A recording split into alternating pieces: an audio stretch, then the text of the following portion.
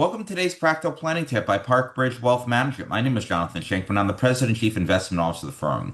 Today, I'd like to discuss a topic that is important to many Americans, which is starting to save after 40 years old. And I actually received a question recently from a friend who turned 40 and needed some direction. And the email said, I just turned 40 years old but have virtually no savings. Thankfully, after years of working, I now have extra cash flow that I don't need to just pay my bills. Any suggestions on what I could do in order to catch up financially? So the most important aspect of successful investing is having a long time horizon. While a 40-year-old still has a multi-decade time horizon to work and build their nest egg, starting to save 15 years earlier would have made their life a lot easier. After all, that money would have had a longer time to grow or compound.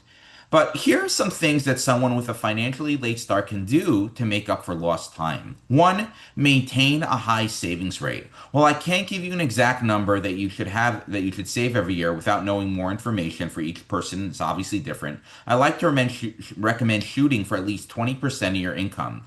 Obviously, if you could save more than that, even better. On the other hand, if 20% will jeopardize your ability to pay your bills, you either need to cut some discretionary expenses or just save as much as you can. Keep in mind that saving a large percentage of your paycheck will likely be a difficult adjustment.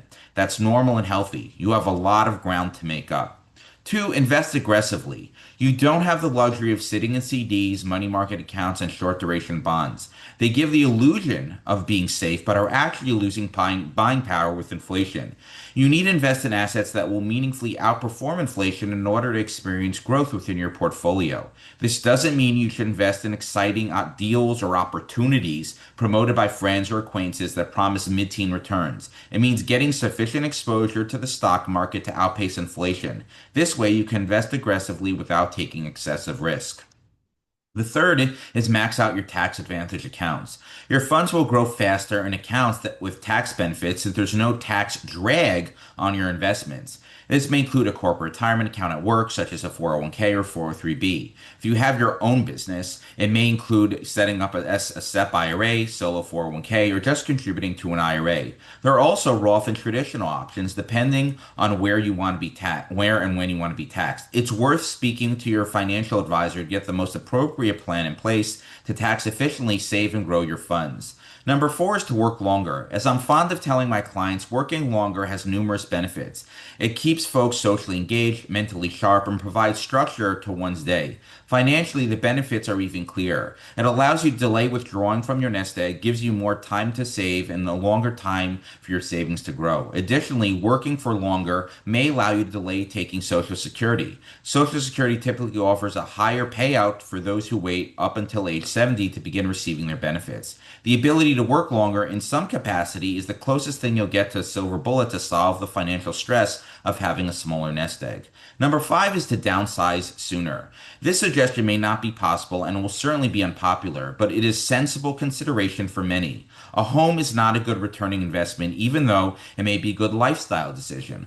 A large home means more expenses that will eat away at your cash flow, leaving less money available to save for your future. If your personal circumstances permit downsizing, I recommend doing it sooner rather than later. You can trim your expenses, save more money, and potentially move some of the equity you built in your home to an area with higher potential returns. Again, this suggestion is obviously scenario dependent, but something you should consider discussing with your financial advisor. And finally, number six is to avoid mistakes.